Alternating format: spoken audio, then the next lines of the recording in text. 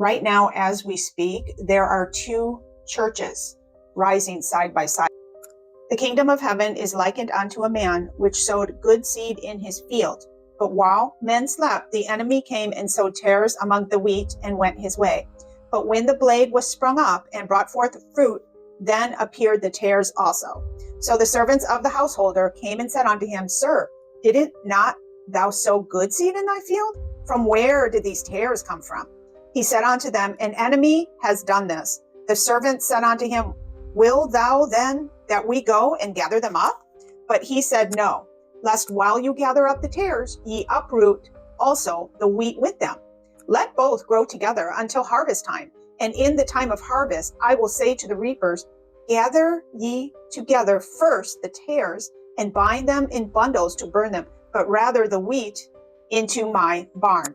So like the parable says, there's two sets of believers, of Christians, growing side by side, and they will continue to all the way to harvest time. The mainstream Christian church has already weaved New Age into their doctrine.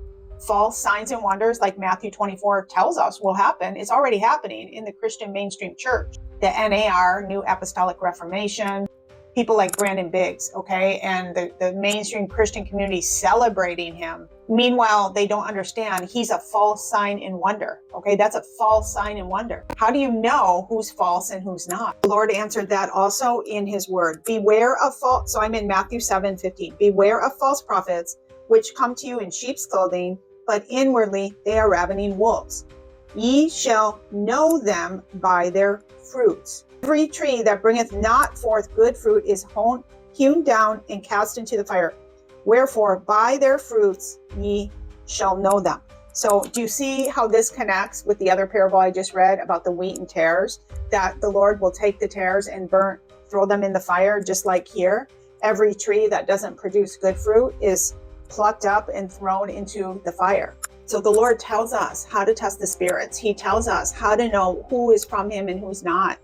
The problem is the church doesn't know what a good fruit is and what a bad rotten fruit is. They think good fruit is money. Good fruit is success. Good fruit is worldly fame, okay?